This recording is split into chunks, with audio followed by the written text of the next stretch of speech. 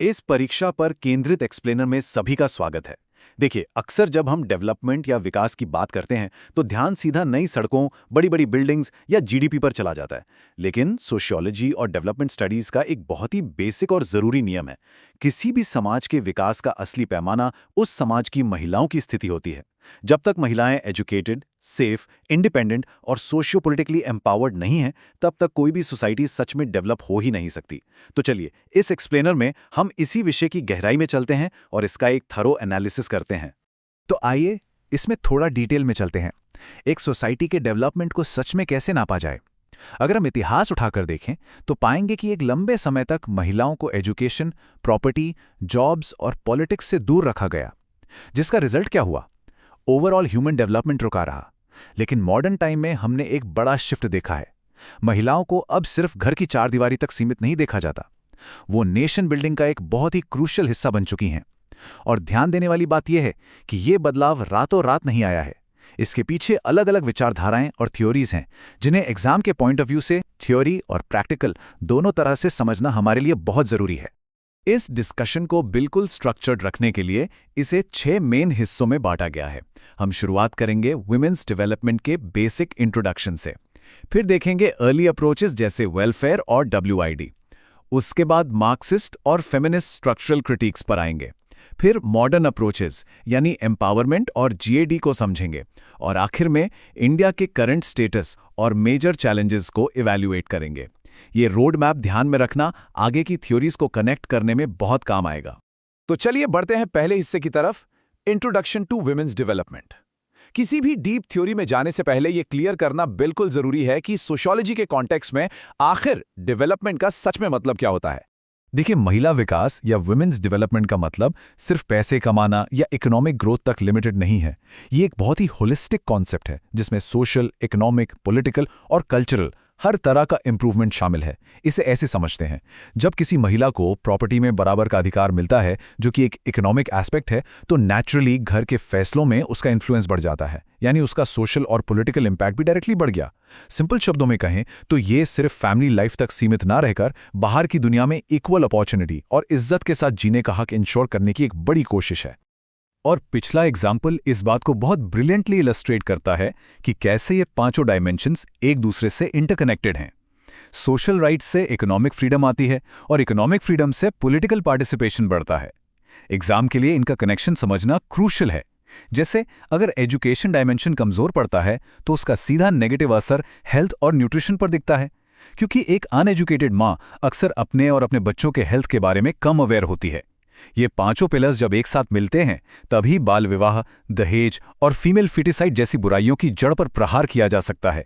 एक पिलर हमेशा दूसरे को मजबूत करता है। चलिए अब दूसरे खंड पर आते हैं, अर्ली अप्रोचेस। शुरुआत में जब गवर्नमेंट्स और इंस्टीट्यूशंस ने पहली बार महिलाओं के मुद्दे पर फॉर्मली ध्यान देना शुरू किया तो उनका नजरिया कैसा था? आइए इसे एक्सप्लोर करते हैं। अगर हम इन थेरीज का हिस्टोरिकल एवोल्यूशन देखें तो एक बहुत ही क्लियर पिक्चर सामने आती है। 1970 से पहले का दौर वेलफेयर अप्रोच का था। फिर 70 के दशक में वुमेन एंड डेवलपमेंट यानी WID अप्रोच आया, और उसके बाद आया हमारा मॉडर्न एरा, जिसे हम जेंडर एंड डेवलपमेंट यानी GAD कहते हैं।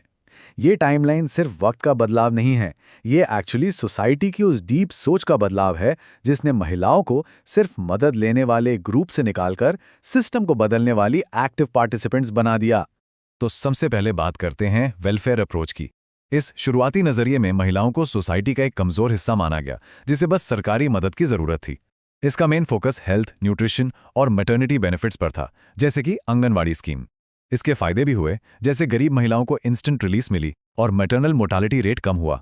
लेकिन एक बहुत बड़ी आलोचना यानी क्रिटिक ये है कि इस अप्रोच ने महिलाओं को प्रोड्यूसर मानने के बजाय सिर्फ एक रीप्रोड्यूसर और डिपेंडेंट मान लिया। इससे आत्मनिर्भरता या ट्रू सेल्फ रिलायंस बिल्कुल डेवलप नहीं हुई। अब आगे बढ़ते हैं और देखते हैं कि पुराने मॉडल के ऊपर नया फ्रेमवर्क कैसे बना।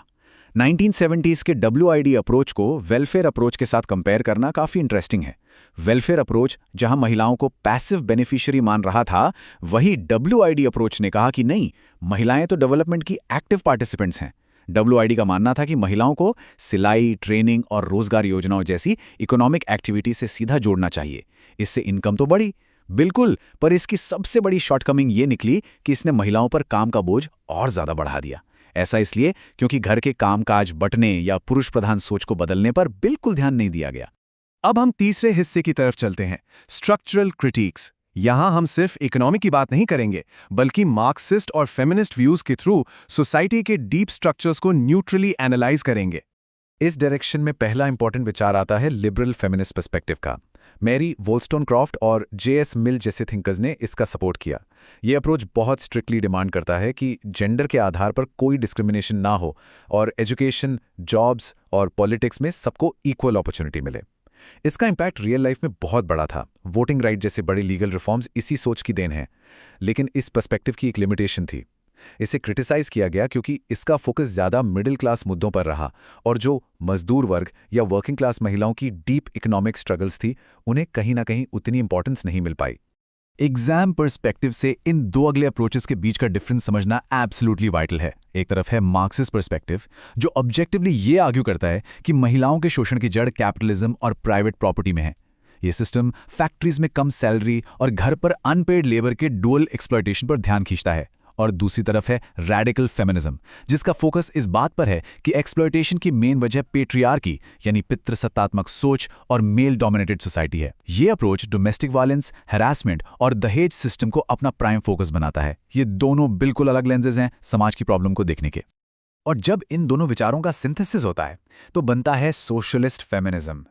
ये अप्रोच एक कदम आगे बढ़कर कहता है कि एक्सप्लॉयटेशन किसी एक चीज से नहीं, बल्कि कैपिटलिज्म और पेट्रियार्की दोनों की कंबाइंड फोर्सेस की वजह से हो रहा है। सोशियोलॉजी में इस सिचुएशन के लिए एक बड़ा फेमस टर्म है डबल बर्डन या दोहरा बोझ। इसका सीधा सा मतलब है कि एक महिला बाहर काम पर इकोनॉमिकली एक्सप्लॉयट होती है और जब घर आती है तो अनपेड डोमेस्टिक लेबर का सोशली एक्सप्लॉयट करने वाला बर्डन भी उसके सर पर होता है। ये थ्योरी प्रैक्टिकल चैलेंजेस को बहुत रियलिस्टिकली कैप्चर करती है। तो आइए अब आते हैं चौथे हिस्से पर, मॉडर्न अप्रोचेस। पिछली सारी हिस्टोरिकल और क्रिटिकल थियरीज की बुनियाद पर आज के वक्त में पॉलिसीज कैसे बन रही हैं, अब उस पर ध्यान देते हैं। इसमें सबसे क्रूशियल पॉइंट है एम्पावरमेंट अप्रोच। अब समझिए, यहां बात सिर्फ पैसा हाथ में देने की नहीं है, बात है लीडरशिप की, कॉन्फिडेंस की और फुल सेल्फ रिलायंस की। सेल्फ हेल्प ग्रुप्स यानी एसएचजीज और पंचायतों में रिजर्वेशन इस अप्रोच के सबसे बढ़िया प्रैक्टिकल टूल्स हैं। इसने ग्राउंड लेवल पर महिलाओं के अंदर डिसीजन मेकिंग की जबरदस्त कैपेबिलिटी बिल्ड की है। हालांकि ये सच है कि रूरल इंप्लीमेंटेशन अभी भी एक चैलेंज बना हुआ है, पर फिर भी कॉन्फिडेंस लेवल में एक ह्यूज शिफ्ट जरूर आया है। एग्जाम्स में अक्सर डब्ल्यूआईडी और जीएडी का डायरेक्ट कंपैरिजन आता है और ये सच में एक मैसिव पैराडाइम शिफ्ट है। जहां डब्ल्यूआईडी का फोकस सिर्फ महिलाओं और उनके आर्थिक रोल पर था, वहां जीएडी यानी जेंडर एंड डेवलपमेंट फोकस करता है दूसरी तरफ, समाज की पूरी आकार और जेंडर्स के आपस के रिलेशंस पर। जीएडी इस क्लियर फंडे पर चलता है कि जेंडर इनइक्वालिटी सिर्फ एक महिलाओं का मुद्दा नहीं है, ये पूरे सोसाइटी का स्ट्रक्चरल मुद्दा है।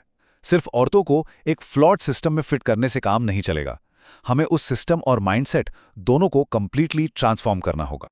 अब तक डिस्कस किए गए सारे कॉन्सेप्ट्स को कंसोलिडेट करने के लिए ये स्लाइड एक अल्टीमेट एकेडमिक चीट शीट जैसी है। इसे एक बार ध्यान से देखिए। वेलफेयर के बेसिक हेल्थ एड से शुरू होकर हमने डब्ल्यूआईडी में इकोनॉमिक अपॉर्चुनिटीज देखी, लिबरल में राइट्स देखे, मार्क्सिस्ट और रैडिकल में सिस्टम की स्ट्रॉन्ग क्रिटिक देखी और फाइनली एम्पावरमेंट मॉडल पर आए जहां फोकस लीडरशिप पर है। इस तरह से क्रोनोलॉजिकल फ्रेमवर्क में इन सभी प्रोज और कॉन्स को फ्रेम करना किसी भी आंसर के एनालिटिकल डेप्थ को नेक्स्ट लेवल पर ले जाता है। अब बढ़ते हैं पांचवें हिस्से की तरफ, डेवलपमेंट स्टेटस इन इंडिया। इन तमाम एब्स्ट्रैक्ट थ्योरीज को अब हम ग्राउंड रियलिटी में बिल्कुल टैंजिबल इंडियन कॉन्टेक्स्ट में चेक करेंगे। भारत में आज इन डायमेंशंस पर कितना फोकस है, ये गवर्नमेंट इनिशिएटिव्स को ऑब्जर्व करके इजीली समझा जा सकता है। बेटी बचाओ बेटी पढ़ाओ एजुकेशन और उनकी सेफ्टी को एड्रेस करता है। उज्ज्वला योजना स्मोक फ्री किचन्स देकर डायरेक्ट हेल्थ डायमेंशन पर हिट करती है। Self help groups economic empowerment कर रहे हैं। ये सारी योजनाएं इनडायरेक्टली उस गैड और एम्पावरमेंट थ्योरी का ही एक हिस्सा हैं, जहां एजुकेशनल, हेल्थ और इकोनॉमिक इश्यूज को एक साथ टैकल किया जा रहा है। और ये अप्रोच काम कर रही है। आज बैंकिंग, आईटी से लेकर आर्म्ड फोर्सेस तक लीड रोल्स महिलाएं ही तो संभाल रही हैं। और अब हम पहुंच गए हैं अपने आखिरी छठे खंड पर, मेजर ऑब्स्टिकल्स एंड कंक्लूजन। इतनी मैसिव प्रोग्रेस के बावजूद कुछ बहुत ही सिवियर रोड ब्लॉक्स अभी भी मौजूद हैं जिन्हें एक्नॉलेज करना जरूरी है। अब इस स्लाइड को देखकर शायद एक बड़ा इंटरेस्टिंग रियलाइजेशन होता है। ये ऑब्स्टिकल्स एक्चुअली इस बात का प्रैक्टिकल प्रूफ हैं कि आज के दौर में जीएडी जैसे स्ट्रक्चरल अप्रोचेस क्यों इतने इंपॉर्टेंट हैं। पैट्रियार्कल माइंडसेट, रूरल एरियाज में इलिटरेसी, इकोनॉमिक डिपेंडेंस, वायलेंस और चाइल्ड मैरिज जैसी बुराइयां आज भी हमारे सिस्टम्स में बहुत डीप रूटेड हैं। जब तक इन स्ट्रक्चरल रोड ब्लॉक्स को पूरी तरह नहीं हटाया जाएगा, तब तक सिर्फ अपर लेवल पॉलिसीज उतना इम्पैक्ट नहीं दे पाएंगी। इसके अलावा मॉडर्न कंटेक्स्ट में ग्लोबलाइजेशन का डुअल इम्पैक्ट एनालाइज करना जरूरी है। ग्लोबलाइजेशन सच में एक डबल एज सॉर्ड की तरह है। एक तरफ ये नए जॉब्स, ग्लोबल अवेयरनेस और टेक एजुकेशन ले रहा है, ये पॉजिटिव है। लेकिन इसका नेगेटिव पहलू भी है, जहां गिग इकोनॉमी में इनसिक्योर जॉब्स और नई तरह के वर्कप्लेस एक्सप्लॉयटेशंस बढ़ रहे हैं। एक कंप्लीट और बैलेंस्ड एनालिसिस में हमेशा इन दोनों साइड्स को कवर करना चाहिए। तो इन सारे अप्रोचेस, फ्रेमवर्क्स और ग्राउंड रियलिटीज को स्टडी करने के बाद हमारा मेन टेकअवे इस एक पावरफुल थॉट में समराइज होता है। जब महिलाएं पूर्ण रूप से सशक्त होंगी, तभी सच में एक समाज और राष्ट्र का विकास संभव है। डेवलपमेंट सिर्फ कुछ स्कीम्स चलाने या एड देने के बारे में नहीं है। ये असल में रिस्पेक्ट इंश्योर करने और उस सेल्फ रिलायंस को जगाने के बारे में है, जहां किसी भी तरह की डिपेंडेंस ना बचे। इस एनालिसिस को रैप अप करते हुए एक प्रोवोक करने वाला सवाल यहां पीछे छूट जाता है। एक समाज सिर्फ इकोनॉमिक डेवलपमेंट को पार करके वो सच्ची और डीप स्ट्रक्चरल जेंडर इक्वालिटी आखिर कैसे हासिल कर सकता है? एग्जाम्स के लिए और वैसे भी आगे फ्यूचर सोचने के लिए इस पॉइंट पर जरूर विचार करना चाहिए कि जेंडर एंड डेवलपमेंट थ्योरी को पेपर से निकालकर एक्चुअली रियल वर्ल्ड में कैसे उतारा जाए। इस एक्सप्लेनर में जुड़ने के लिए और इस कॉम्प्लेक्स टॉपिक को गहराई से समझने के लिए बहुत बहुत धन्यवाद।